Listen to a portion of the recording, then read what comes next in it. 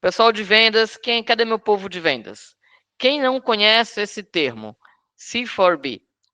Lucas, você que está aí no B2B raiz, já tinha escutado esse termo C4B?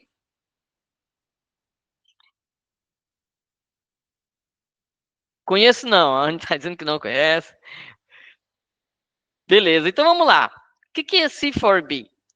É do Customer for Business, do cliente para o mercado. Então, aquela nomenclatura aqui, B2B, eu vendo para outras empresas. B2C, eu vendo para consumidores. Agora virou. O consumidor é que disse que quer comprar de mim. O consumidor é que pesquisa sobre mim. O consumidor é que vem até mim. Ele é quem determina, ele é quem gera as regras do jogo, tá? Então, tradicionalmente, a centralidade aqui, ó, tá no cliente, na inovação. É o cara que gosta de dar a opinião.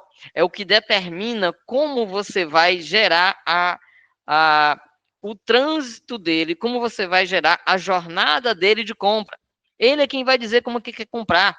Ele é quem vai dizer, olha, eu queria comprar no teu site, mas o teu site não tem um botão de visualização estendida. Como é que eu faço para ver? Então ele vai dizer como é que ele quer comprar. Ah, eu quero comprar, mas eu quero comprar aqui com várias opções de pagamento, cartão de crédito, parte no cartão, parte no Pix, enfim. Eu não vi aqui no teu site tal coisa. Enfim, ele vai determinar como o teu negócio vai se comunicar com ele. Então fiquem atentos a essa tendência de modelo de negócio, o C4B. Quem trabalha em inbound, quem trabalha com tecnologia, está muito dentro dessa esfera. O cliente ditando como o teu negócio tem que funcionar. Modelos D2C, outra nomenclatura que talvez para alguém seja nova. Direct to Consumer. Você algum dia já imaginou você entrar no site da Nike e comprar um tênis da Nike? Você entrava na Renner, na Riachuelo, na... Como é o nome daquele negócio que vende produtos esportivos? Na Centauro, na Amazon. Mas hoje você entra no site da Nike e compra o tênis direto da Nike. Ou seja, direto para o consumidor.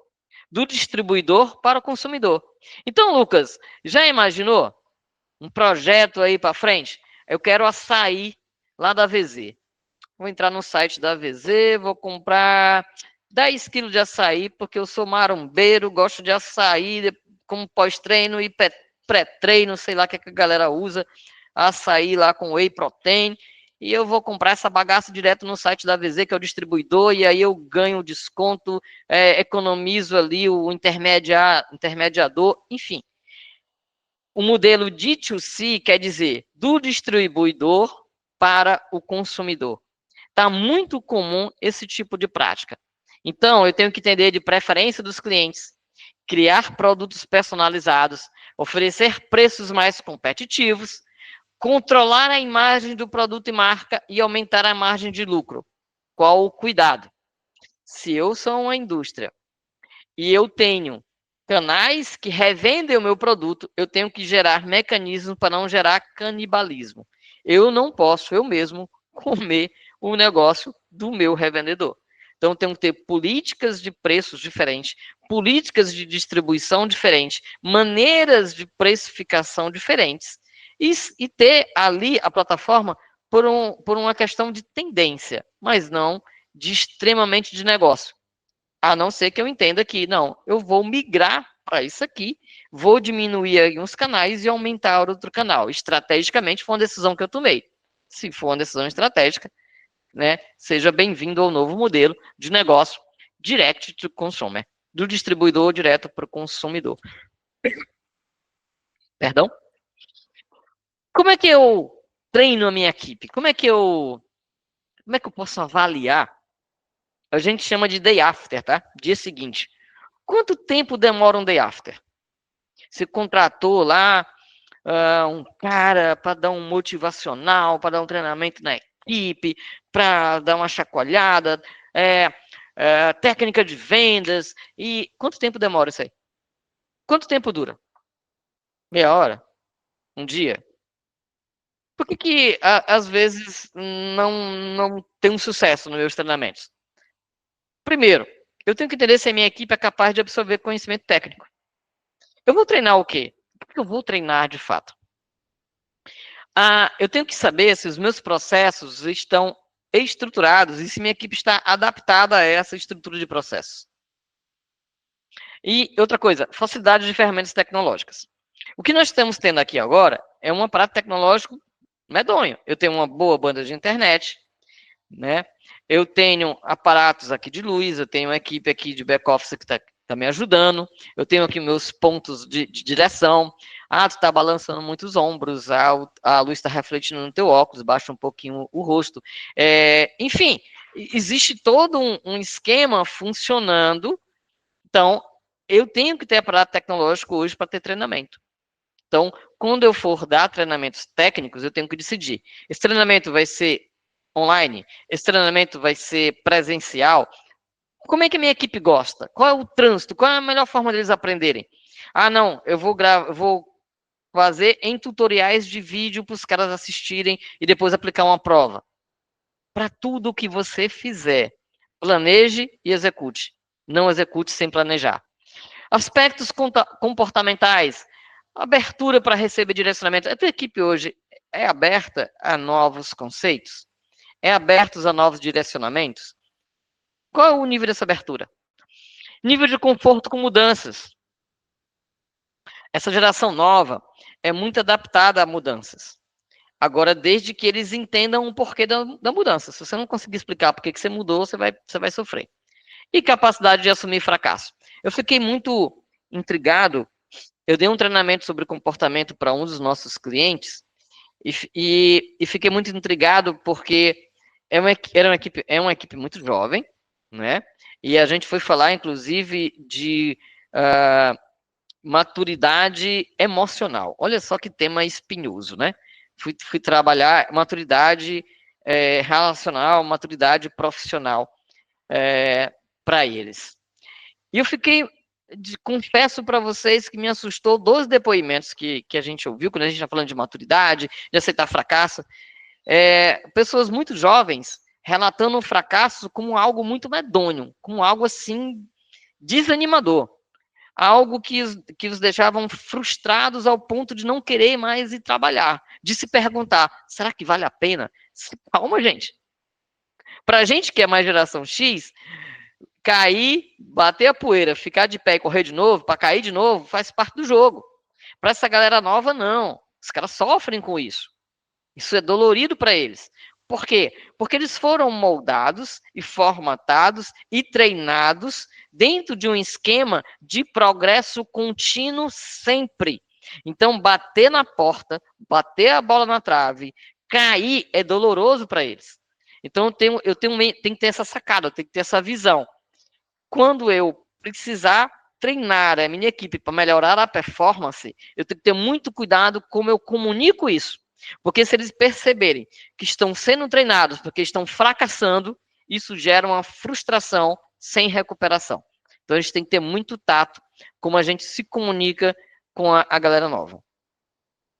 Equipes heterogêneas, eu tenho perfis domados, perfis adestrados, eu tenho que ter metas desafiadoras e incentivos financeiros para um, eu tenho que ter rotinas e processos claros para outros, eu tenho que ter reconhecimento frequente, eu tenho que dar autonomia e responsabilidade para uns, para outros eu tenho que acompanhar, eu tenho que ter ambientes colaborativos e de suporte para uns, eu tenho que ter ambientes competitivos mais saudáveis para outros, e ao mesmo tempo todo mundo junto e misturado, e entender que vou ter campanhas que engajam e campanhas que não engajam. Faz parte do processo, faz parte do jogo. Gente, era para ter começado lá em maio, mas está entrando agora nessa virada de mês, de julho para agosto. Todos nós que estamos em empresas sabemos que existe a nova regra de saúde mental como prioridade. Então, além daquele ASO comum que a empresa faz, que são os exames de saúde periódicos, as empresas agora precisam prestar contas com as atividades de manutenção da saúde mental dos seus funcionários. Então, fiquem atentos a essas novas práticas, a essas políticas que são regras do Ministério do Trabalho. Então, eu tenho que pensar em práticas de bem-estar, eu tenho que pensar em saúde mental, eu tenho que pensar em clima organizacional, eu tenho que pensar nesse tipo de aspecto. E aí eu quero trazer para vocês uma metodologia que só a Brave tem. Quando vocês pensarem em movimentos de venda, quando vocês pensarem em movimentos de engajamento, quando vocês pensarem em movimentos de integração, seus funcionários, seus colaboradores, os seus staffs vão interagir por esses 5 Gs. Ganhar, gerir, garantir e gostar. Primeira pergunta. As pessoas que estão trabalhando com você gostam do que fazem? Você tem essa percepção? Eles estão satisfeitos? Eles estão engajados? Eles gostam das pessoas? Se eles gostam, beleza. Garantir. A minha empresa, ela consegue estabelecer protocolos de garantia das minhas entregas? O que eu prometo, eu cumpro? O que meu produto se determina, ele entrega? O que meu serviço propõe é aceitável? Eu garanto o que eu faço? O teu vendedor, ele tem gerência sobre as vendas dele? Ele consegue ser um administrador de carteira? Ele consegue bater os indicadores dele? Ele tem essa visão de gestão? E por fim, ele tem a sensação de ganhar por aquilo? Os teus vendedores, eles percebem que ganham bem? Eles entendem que você paga dentro da perspectiva ou acima do mercado? Então, ó, esses 5 Gs: ganhar, gerir, garantir e gostar, vão fazer a tua equipe ser produtiva. Tá fechado aí os 5 Gs, gente? Não? São 5 Gs. Tem aí os 5 Gs? Não? Tá faltando? Tá faltando um, gente? É o quinto G, o G de Glauberto. Só a Brave tem o G de Glauberto. Então, vocês contam aí com o Glauberto para entregar a liderança e mentoria para vocês, nos negócios de vocês. Então, ó, tenham o Glauberto como mentor. Façam sua equipe gostar do que faz. Garantam o produto que vocês entregam. Façam sua equipe ser gestor de negócio e façam eles ter percepção de ganho. E contem comigo que vocês vão conseguir fazer uma boa gestão. O fator humano, gente, é muito importante. Vencerão as empresas que investirem naquele que produz e consome, o homem. Essa frase é minha, tá? Modéstia à parte. O fator humano como diferencial competitivo. Utilize os teus vendedores como mostra de que tua empresa é grande, tua empresa é engajada. Equilíbrio entre processo e valorização de pessoas, reconhecimento da complexidade humana e capacidade de superação e renovação. A tua empresa tem que se renovar de acordo com as novas perspectivas de pessoas que entram para você. Vamos falar agora de remuneração. A proposta que a gente traz para vocês de remuneração é a gente basear o que a gente chama de OTE, ou Oportunidades Total de Earnings, ou Oportunidade Total de Ganhos, né? Dentro dessa proposição, o que mais é interessante a gente perceber na montagem de quando a gente fizer uma proposição de pagamento? Primeiro, transparência na estrutura de remuneração. É muito importante que os nossos consultores de vendas, os nossos insights, nossos SDR, ou seja, todos os agentes envolvidos no nosso processo de vendas teriam clareza de como eles podem ganhar e ganhar bem dinheiro com a sua produtividade. As metas devem ser claras e atingíveis. E aí, a gente já teve esse circuito em outras palestras, e quem estiver na consultoria com a gente vai ter contato direto sempre com esse tipo de situação.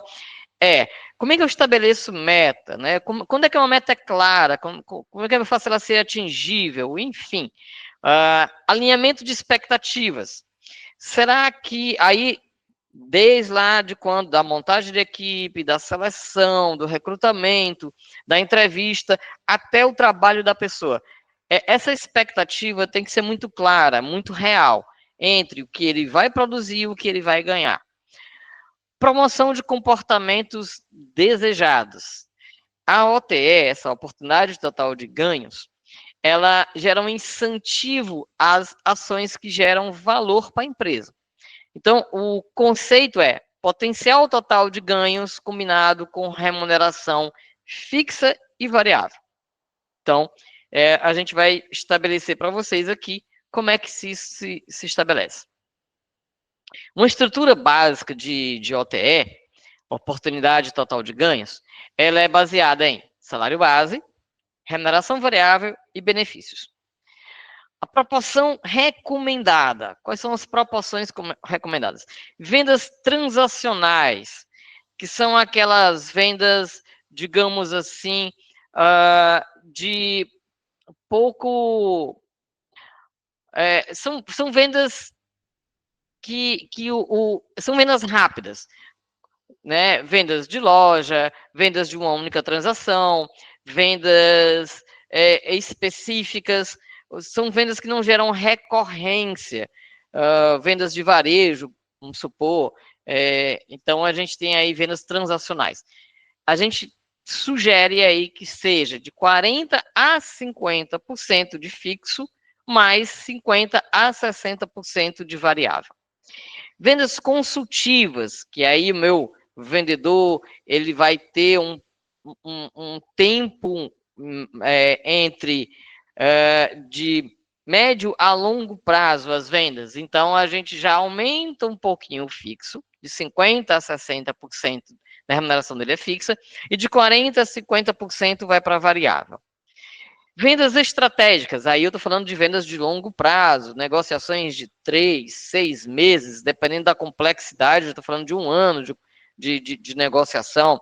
Por exemplo, nós temos um cliente nosso que trabalha na área de construção civil, grandes construções civis, como limpeza do Rio Tietê, construção do estádio aqui em Fortaleza, o Castelão. Ou seja, uma negociação desse porte não é resolvida num jantar de negócios, é resolvido anos, parte é licitação, parte é privada, e aí é um negócio bem estendido. Então, eu estou falando de vendas estratégicas, né?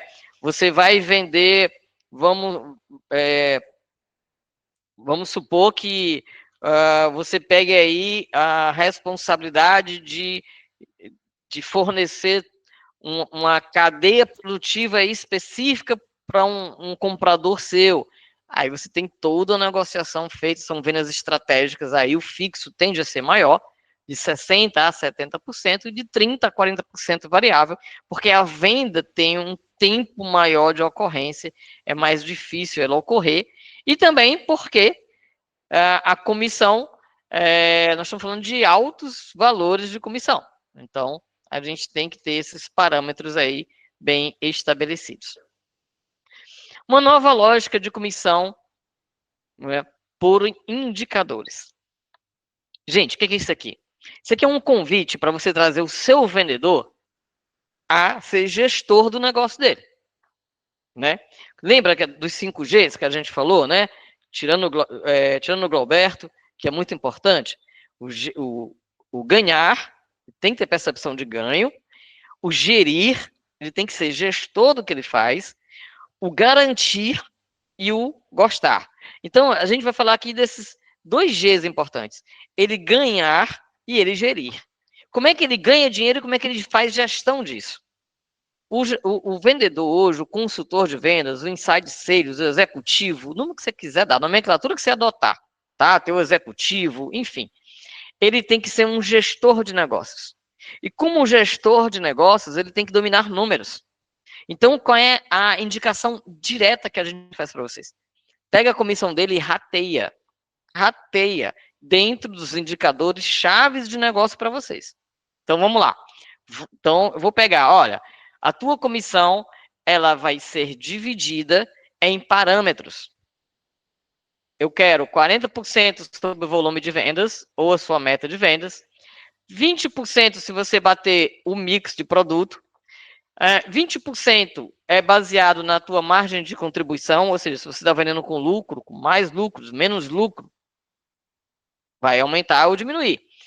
NPS, ou satisfação do cliente, eu quero pelo menos 10% dos nossos clientes satisfeitos com as suas entregas. E se você renovar a sua carteira, ou se você renovar os seus contratos, no caso aí do pessoal de telecom, por exemplo. Olha, consultor comercial, vou te dar aqui tua relação de contratos que estão vencendo. Eu quero 10% de retorno. 10% da tua comissão está baseado em você fazer renovação de contrato, além de vender para novo. Então, você monta a estrutura de comissão baseado em indicadores chaves. O que você faz nessa hora? Você traz o vendedor para ser gestor junto com você. Se não você, gestor de vendas, vai ficar empurrando, como a gente fala, bêbado em ladeira. É o cara cambaleando e você fazendo ele subir. O cara cambaleando e você fazendo ele subir. Isso dá muito trabalho. Quando você traz a remuneração dele para dentro desse tipo de proposta, o que você está dizendo para ele? Filho, performa, traz os indicadores, seja produtivo com inteligência, e aí você ganha dinheiro. Senão, você vai ter o cara correndo atrás de venda, venda, venda, venda, venda. Quando ele ganha somente pela venda, ele vai te encher o saco atrás de desconto, vai te perturbar atrás de negociação, vai vender pouco mix, vai centralizar a venda naquilo que é mais fácil. E quando você pulveriza diante dos indicadores que são chaves para o teu negócio, você o traz para ser gestor junto com você. Então, é isso que a proposta de OTE, de forma bem direta, bem clara, traz para vocês. Quais são as vantagens? Primeiro, alinhamento com os múltiplos objetivos da empresa. Equilíbrio entre curto e médio prazo. E redução de comportamentos oportunistas. É o que eu acabei de falar. O cara deixa de vender só uma ponta do mix, o cara deixa de vender somente o desconto, o cara deixa de vender só para um segmento de clientes específicos e ele começa a entender de negócio. O teu vendedor tem que ser um negociador, um gestor de negócios, tá? O que você ganha? O que a gente faz? A gente estabelece gatilhos de remuneração. Lembra que a gente fechou ali a meta? 40% é para venda, 20% é para mix, 10% é NPS. Aí você gera o gatilho. Olha, se você bater 90% da tua meta de faturamento, você já entra dentro dos 20% de comissão relativa a vendas. Se você chegar a X% de NPS, 80% de NPS, você já entra dentro do gatilho de ganhar os 10% de NPS. Se você tiver uma carteira ativo em 80%, você já entra no gatilho de ganhar os 20% por manutenção de cliente. Se você tiver 10% de renovação, você já entra no gatilho para ganhar 10% do valor da tua meta. Ou seja, os 100% da tua comissão é rateado. E aí eu estabeleço gatilhos para que você não fique desmotivado porque não bateu a sua meta. Mas atingiu o gatilho, você já começa a ganhar parte do bolo. Então, o acelerador, os gatilhos, eles geram aumentos proporcionais, progressivos, que se tornam percentuais crescentes, e por produto, né, por taxas diferenciadas. O que é isso? Explicando melhor. Você pode diferenciar os seus gatilhos de acordo com os aceleradores que você mais precisa. Então, se eu quero, por exemplo, quanto maior a margem de lucro, mais rateio de comissão eu posso dar para ele. Quanto mais produto ele vender do mix, mais eu posso aumentar ali o percentual de comissão para ele. Então, eu vou fazendo isso. A gente traz aqui, modelos de comissionamento. Percentual fixo, percentual escalonado, margem por produto, percentual por margem. Ou seja, estabeleça o que é sadio para o seu negócio. E monte a sua OTE, monte a sua distribuição de comissão baseado em performance. Aí você tem aí, por exemplo, as meninas aí do Telecom, né, lá de Rondônia. elas ganham na recorrência. O que é recorrência? O cliente vai pagando ali mensalidade. Né? Então, eu tenho, o que eu posso sugerir? Parte da comissão, não sei como é que é essa comissão, parte da comissão ele ganha no setup, que é na entrada do cliente, e parte da comissão ele vai pingando ali para ele a cada mensalidade que aquele cliente pagar. Por que isso é importante ser estabelecido? Porque se aquele cliente se evadir, o que vai acontecer com aquele vendedor? Ele sempre vai estar atrás de novo cliente, ganhando setup. Aí ele vai naquele cliente que cancelou, deixou de pagar, gera uma renovação, faz uma nova venda fictícia. Ou seja, eu vou naquela mesma casa que o cara deixou de pagar, vou fazer para ele o seguinte: arrumou outro CPF, bota agora o CPF da tua esposa em vez de ser no teu. Aí tu esquece aquele lá, deixa lá, e aí a gente faz a nova venda, aí eu ganho de novo, aí a empresa viu que eu bati meta, performei, beleza. Na hora que você estabelece que ele ganha na recorrência, qual é a preocupação dele? É que o cliente não cancele. Aí ele visita aquele cliente de novo, vai lá entender por que ele quer cancelar, entender por que está inadimplente, o que pode ser feito, qual a negociação. Então, o que é importante para a sua empresa? O que foi importante para a sua empresa, determine a remuneração em cima dessas importâncias. Então, você pode ter uma comissão imediata, que é paga no fechamento. Você pode ter uma comissão postergada. Eu pago, alguém falou aqui, a Thaisa Souza. Eu pago, o que a Thaisa Souza falou?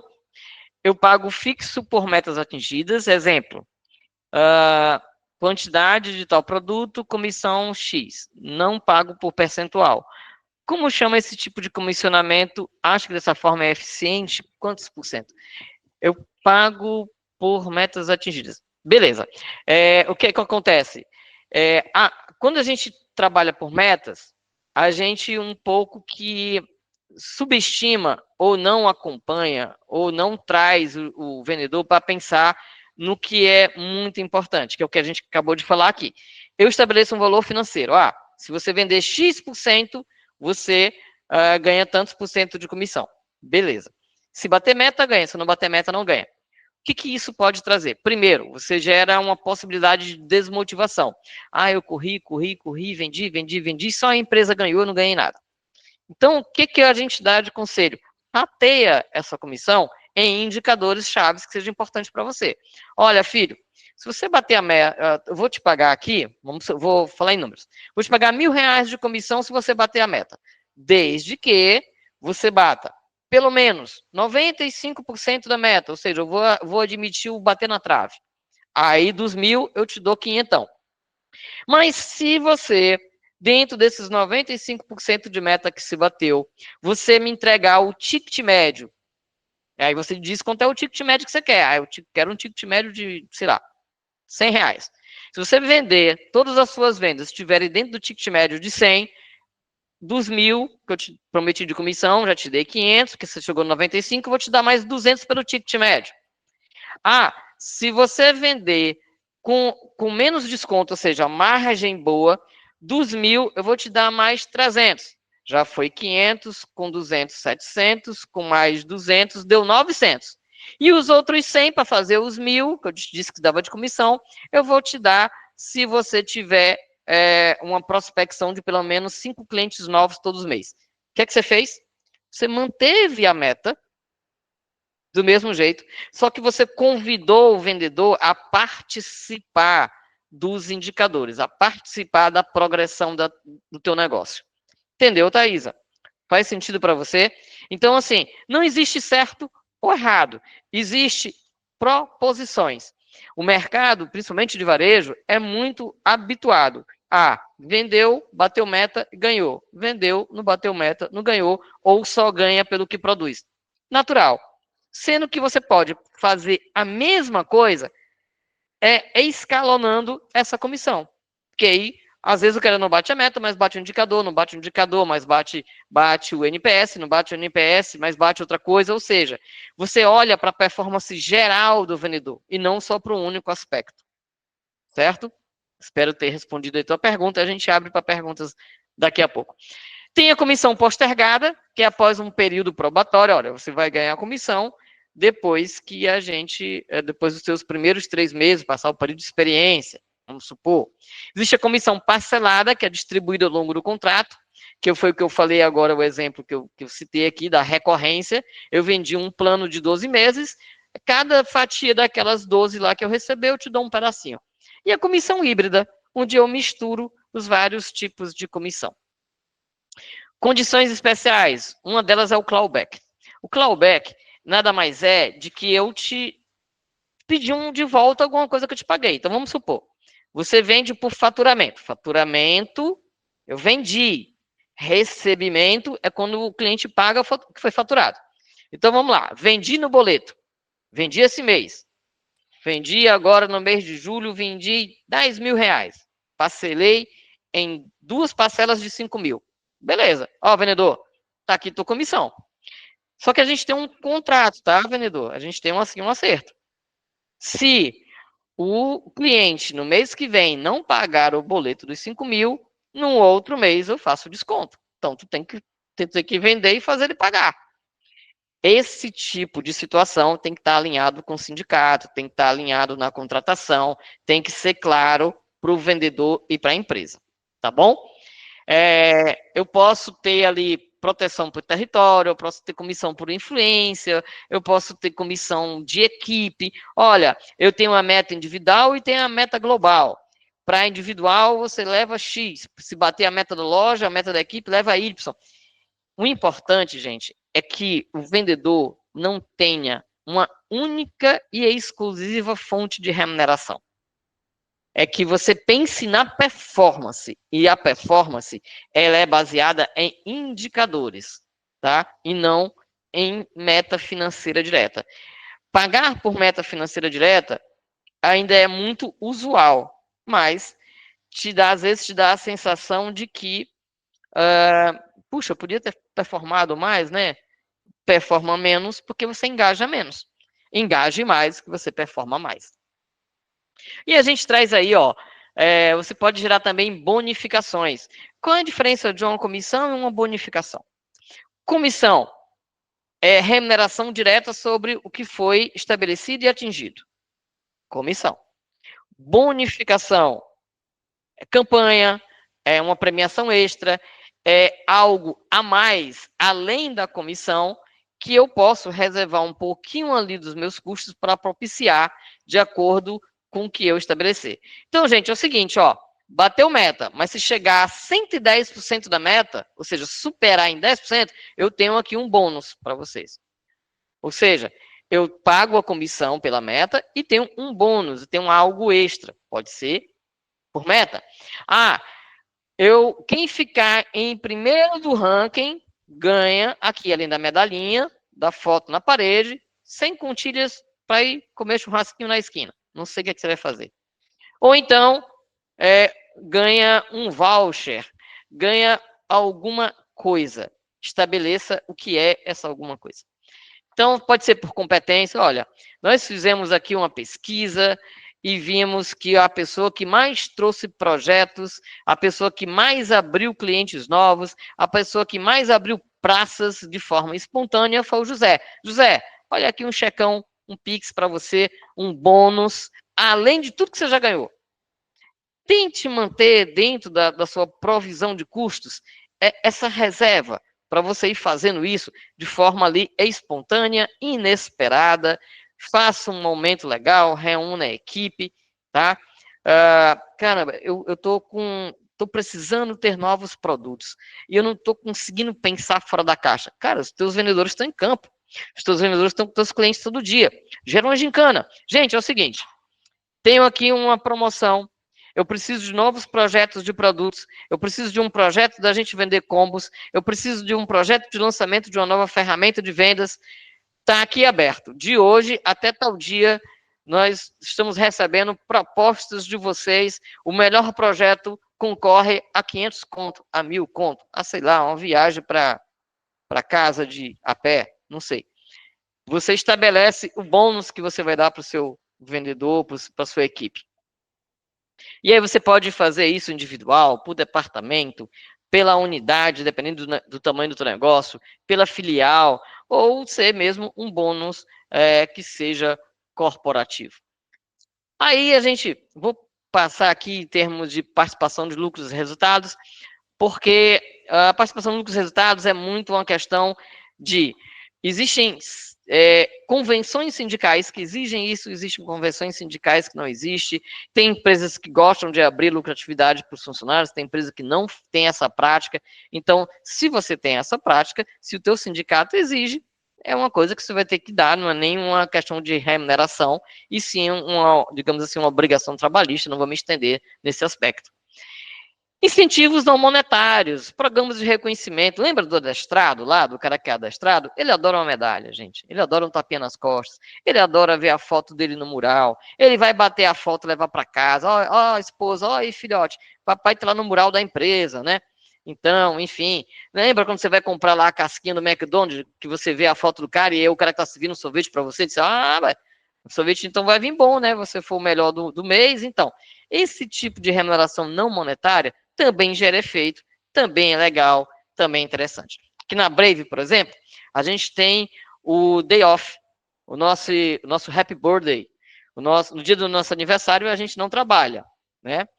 Ou a gente escolhe um dia para não trabalhar, porque geralmente a gente trabalha em dobro ou em triplo. Tô brincando, né? O Leonardo vai puxar minha orelha. Então, assim, é um tipo de bonificação, é um tipo de incentivo não monetário que a empresa dá, né? Por exemplo, atualmente, nós temos aqui um programa na Brave, que é o Fitness Challenge. É assim que fala? No inglês é meu? Challenge. Fitness Challenge. Então, existe uma gincana, uma campanha na empresa, para quem se manter no shape, né?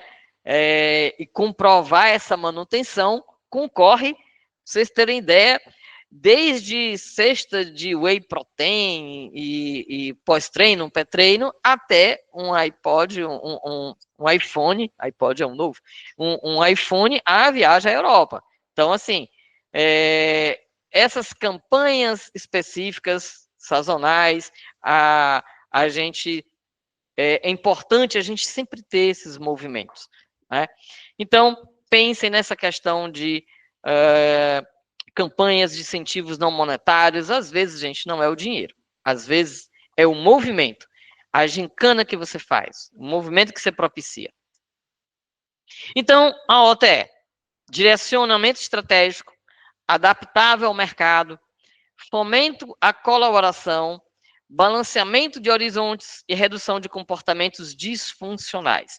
Nós trabalhamos com pessoas de comportamentos diferentes, atitudes diferentes, então nós precisamos pensar em políticas que sejam escalonadas, digamos assim, a atender a diversos públicos. Nós vamos conseguir 100% de engajamento em tudo? Utopia.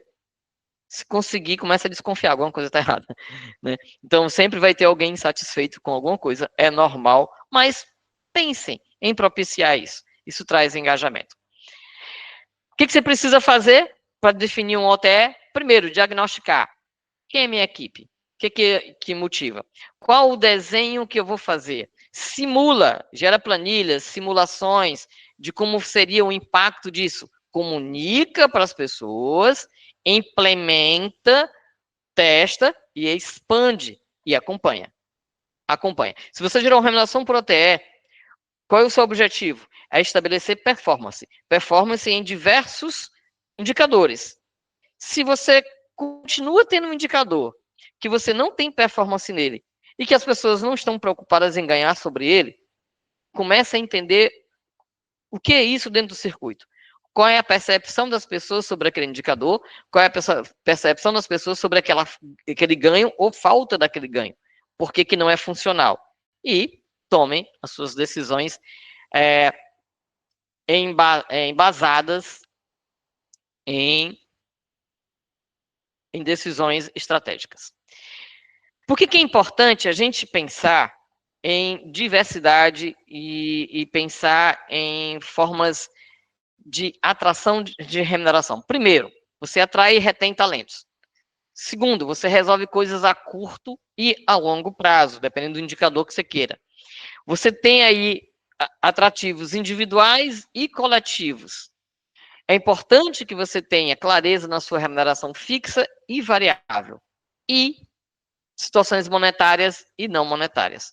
Cerque isso e você vai ter atração de rentabilidade para sua empresa. A Thaisa já falou da forma que ela trabalha.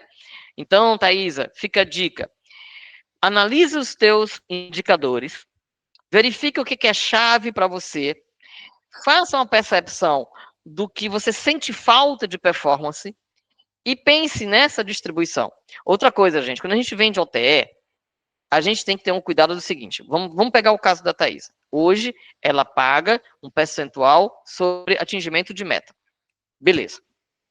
Então, agora eu vou mudar. Eu vou pegar esse atingimento de meta e vou fracionar. Se atingir a meta tanto, se ticket média mais tanto, tará, tará. Qual cuidado você tem que ter? Olha, eu não estou te tirando nada. Eu não estou tirando de você o que eu dava antes. Pelo contrário, eu estou abrindo possibilidades. Porque digamos que você não bata a meta, você não vai ganhar parte. Mas você bateu o ticket médio, ganhou um pedacinho.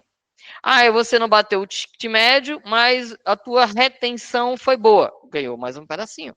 A tua retenção não foi boa, mas você bateu a meta e teve uma boa margem de lucro, ganhou 2 pedacinhos. Então, antes você ganhava um único pedaço se fizesse uma única coisa. Agora, se você vier para dentro, junto comigo, da gestão dos indicadores, você tem possibilidade de ganhar de várias formas. Entende? Então, você tem que vender isso desse jeito. Olha, eu não estou tomando nada de você. Pelo contrário, eu estou melhorando a tua maneira de ganhar dinheiro e ter o entendimento de como você pode ganhar dinheiro. Gente, montei minha equipe. Selecionei meus melhores profissionais. Criei programas de retenção. Tenho uma remuneração baseada em performance. O que eu tenho que olhar agora? O que eu tenho que gerenciar agora, além das pessoas e dos processos? Eu tenho que gerenciar os meus números. Eu tenho que gerenciar os meus indicadores. Eu tenho que fazer essa equipe performar, trazer lucratividade, trazer rentabilidade para a empresa dentro de um padrão de gestão profissional. O que a gente tem hoje dentro desse conceito? Dashboard, indicadores, acompanhamento gerencial de equipes. Então, qual é a importância de você ter conhecimento, ter gestão e aplicação de indicadores? Primeiro, você monitora o desempenho de forma objetiva. Eu acho que o Lucas não está performando bem. Por que você acha isso? Não sei. Acho que não está. Simples. Não, a Lohane tem um bom desempenho. Baseado em quê? Não sei, eu acho que ela tem um bom desempenho. Você tira isso de você, você traz para cá, ó. Monitorar desempenhos com objetividade. Lohane, os teus indicadores dizem que você está performando bem em faturamento. No entanto, os teus clientes pagam setup e somem. Então, a gente precisa melhorar o teu MRR, a tua recorrência de clientes. Vamos aqui estabelecer alguns parâmetros de ativação e recorrência para que a gente possa melhorar nesse parâmetro? Quem que me diz isso? Os meus indicadores. Lucas, você está performando bem, você está batendo as metas todos os meses, mas, cara, tem uma concentração aqui de mix que não tá legal. Eu tô com minha curva ABC estourada. Eu tô com muita coisa na curva ABC lá na linha C. O que a gente faz para a gente tirar isso daqui de estoque? Anne, a gente está vendo que a equipe está muito engajada, mas a gestão de atendimento, o NPS, os clientes estão reclamando. Olha só, nossa quantidade de detratores está crescendo comparado ao mês passado com a quantidade de indicadores. E aí, o que a gente faz? O que me dá essa clareza? É quando eu tenho um gerenciamento de indicadores. É quando eu olho para eles, analiso e tenho um diagnóstico. E aí a gente tem que ter cognição tática e estratégica para analisar indicador. Senão, eu vou ter lá um painel na minha frente, muito bonito, feito um gráfico, um monte de número, né? Uma firula para cá, uma firula para lá, um negocinho que pisca, mas e aí? O que eu faço com tudo isso? Então, monitorar, identificar, tomar decisões, alinhar expectativas, antecipar problemas e criar meritocracia transparente. Então, vamos entender o seguinte. Eu estou vendo que a minha evolução de captação de leads está crescente. Isso é bom ou é ruim? Pode ser que seja, teoricamente, é muito bom, né? Está crescendo, crescendo, crescendo. Só que tem uma máxima que diz o seguinte: todo negócio ele tem um ponto de escalada, estagna e fica constante ou cai. Então, eu estou crescendo muito rápido. Isso quer dizer que eu vou chegar no meu ponto de escalada e quando eu chegar no meu ponto de escalada, eu vou ter o cuidado para não ter queda e sim cuidar agora da minha manutenção. Isso é normal. Aí eu tenho que ter esse entendimento. Então, a previsibilidade é parte inerente dos teus indicadores. Quando a gente fala de meta, a gente tem aí uma metodologia chamada SMART, que é específico ou específico, mensurável, alcançável, relevante e temporal. A tua meta, ela não pode ser um querer seu. Eu quero vender 1 milhão por mês. Tá. Por que você quer vender 1 milhão por mês? Eu acho bonito o número 1 milhão. Eu acho um número mágico e quero 1 milhão. Isso não é nada específico. E de onde você mensurou que 1 milhão é bonito? Não sei, eu vi na novela. Isso não funciona. E quem disse que você consegue vender 1 milhão? Eu acho que dá certo. Não é mensurável. Você gasta 1,5 milhão. Por que 1 milhão é a tua meta, já que você gasta 1,5 milhão? Não é relevante. E em quanto tempo você quer vender 1 milhão? Em 20 dias. Você não vai conseguir nesse prazo. Então, a tua meta tem que entender esse circuito. Ela tem que ser específica, tem que ter um fundamento, ela tem que ser mensurável, tem que saber de onde ela vem e por que ela vem. Ela tem que ser alcançável. Eu tenho capacidade de vender isso, eu tenho capacidade produtiva de entregar isso. Ela tem que ser relevante, ela tem que servir de alguma coisa. É para bater o teu ponto de equilíbrio? É para cobrir os teus custos? É para manter a tua operação? É para te ser lucrativa? Qual é a relevância da tua meta? E qual é o tempo que você estabeleceu? É 1 mês? É em 3 meses? É uma meta semanal? Enfim, você tem que estabelecer tudo isso. E princípios adicionais. A acionabilidade.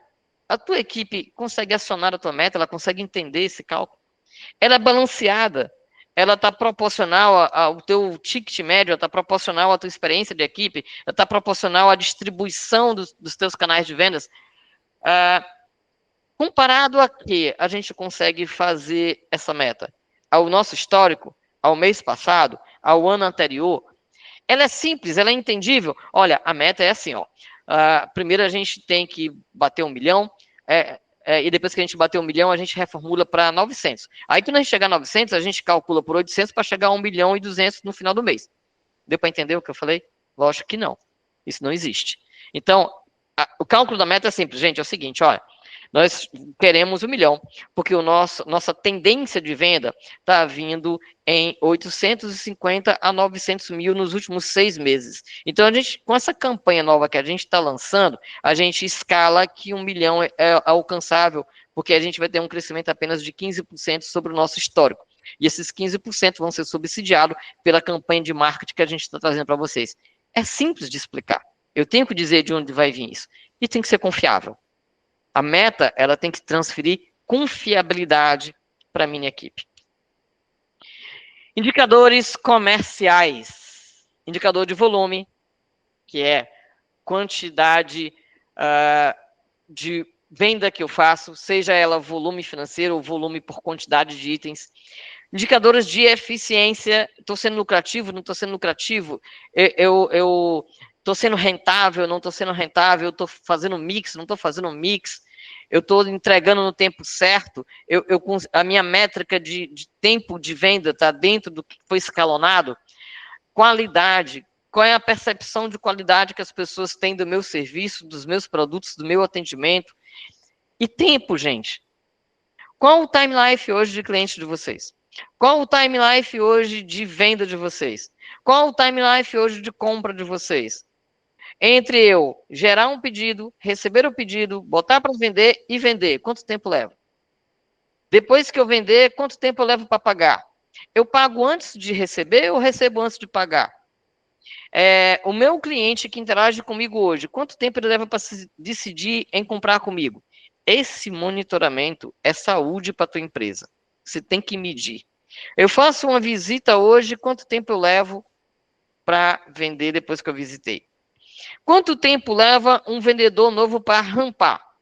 Ou seja, para entrar dentro da mesma performance de um veterano. Tem uma regra de mercado que diz o seguinte, 7 vezes o tempo, tá?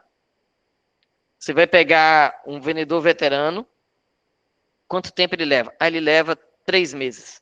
Então, o novato, 7 vezes 3, 21. Ele vai precisar de 21 meses para performar do mesmo jeito. E você tem 3 meses de experiência para saber se você apostar nos próximos 18 meses para frente. Entende isso? O meu vendedor veterano leva 5 dias para fazer uma venda. 7 vezes 5, 35. São 35 dias, é 1 mês e 5 dias. Então, eu tenho 3 meses de experiência. Nos primeiros 35 dias, eu tenho que ver se o cara vendeu dentro da performance, porque é a média vezes 7 que eu tenho da minha equipe. Essas métricas você tem que acompanhar. Então, você tem aí indicadores de leads, que são antecedentes. Quantos leads eu consigo gerar por campanha? E indicadores de lag, que são consequentes. Depois que eu gero uma venda, qual o tempo de permanência? O que essa venda trouxe de finança para o meu negócio? Os meus compradores, os meus clientes, eles têm atrasos? Esses atrasos são atrasos que são pagos ou viram inadimplência?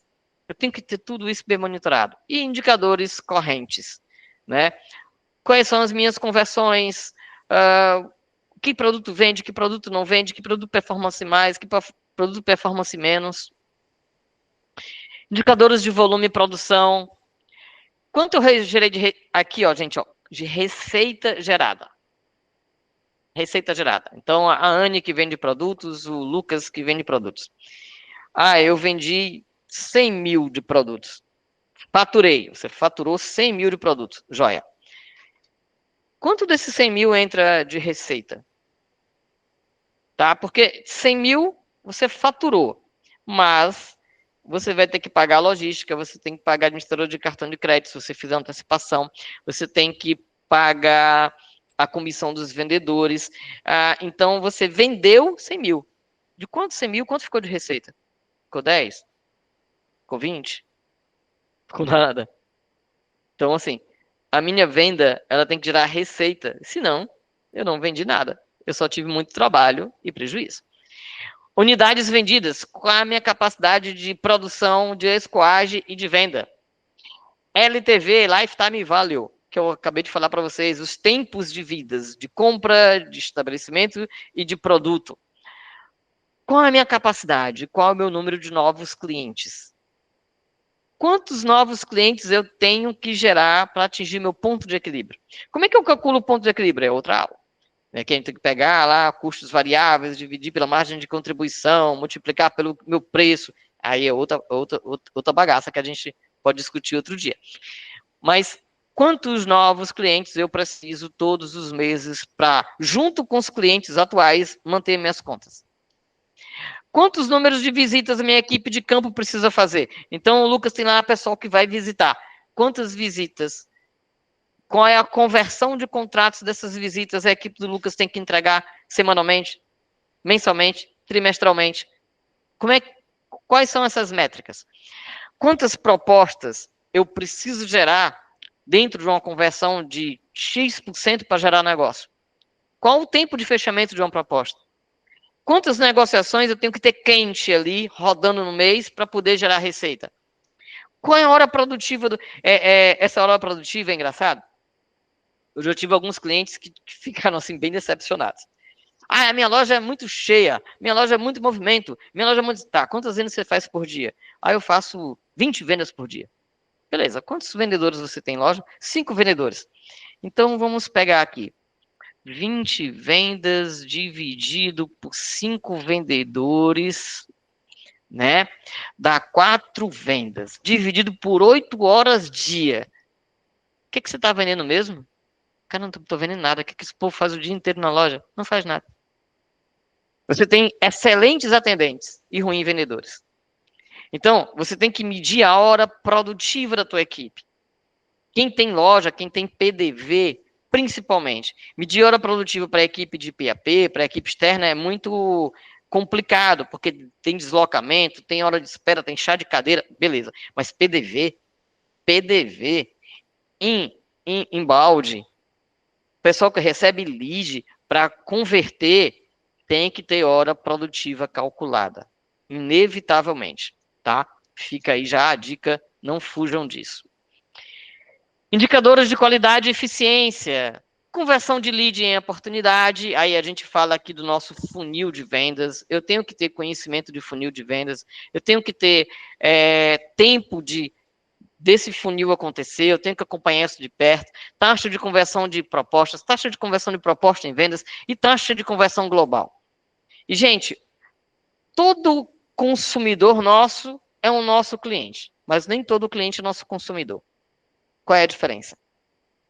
Gerei uma campanha, recebi os leads, qualifiquei os leads, entrei em contato com esses leads responderam os meus tentativas de contato, ganhei um cliente. Por que ganhei um cliente? Porque gerei uma demanda de atendimento. Beleza. Esse cliente comprou, se tornou consumidor. Se ele não comprou, ele não é só consumidor, ele vai ser seu cliente, até que ele compre alguma coisa. Se não tem uma relação de consumo, você não tem consumidor, você tem cliente. E cliente não gera receita. Gera receita é consumidor. O que gera receita mais barato? Consumidor que compra de novo. Que é a tua conversão de recorrência. Métricas de qualidade, NPS, Customer Satisfaction, churn, taxa de recompra. Lohane, as moças do Duxnet. Vocês medem churn? Vocês sabem o que é churn? Qual é a taxa de churn de vocês? Diz aí pra gente. Faz inveja pra gente, vai. Faz inveja pra gente. Diz qual é a tua taxa de churn.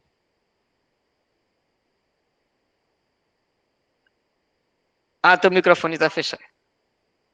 Escreve aqui no chat pra gente, por favor. Eu já abro o microfone pra vocês.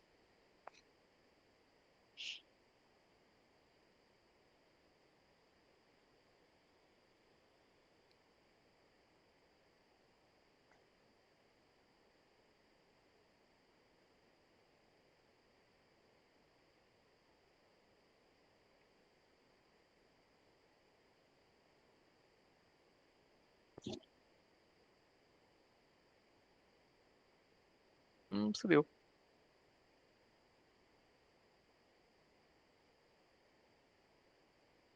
1,85. Gente, é invejável. 1,85% de churn para um telecom. Eu vou te falar uma coisa.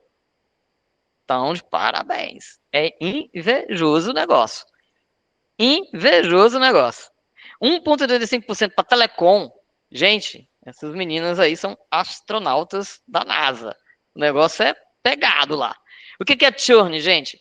É a manutenção do cliente, é a taxa de cancelamento de contrato.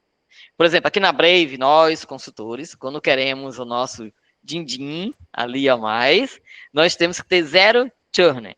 Então, dos clientes que eu atendo, clientes que eu tenho na minha carteira, que eu dou a consultoria, eu não posso ter evasão, eu não posso ter churn. Quando eu não tenho churn, Robertinho tem din-din. Quando eu tenho churn, Robertinho deixa de ganhar din-din. Então, assim, é importante a gente ter isso. E aí, entender a diferença entre churn, que é um cancelamento, um abandono, e entender não renovação, que é outra taxa, que aí vem a taxa de recompra. Taxa de recompra é uma coisa, taxa de churn é outra. Taxa de recompra. Os meninos venderam o Telecom, na Duxnet. Terminou o contrato. Beleza, vai ter renovação? Se tem renovação, recompra. Não, o cliente não vai renovar. Isso não é churn, isso é final de contrato. Então, a gente tem que entender essas duas métricas de forma diferente, acompanhar de forma diferente e tomar ações de forma diferente. Se eu tenho um churn, eu tenho problemas técnicos, alguma entrega, algum problema, vendi para o cliente errado ou o produto não satisfez. Se eu não tenho taxa de recompra, algum concorrente me passou a perna, eu tenho que entender como é que ele me passou a perna, porque se for um produto de renovação automática. Então, eu tenho que entender esses circuitos e monitorar.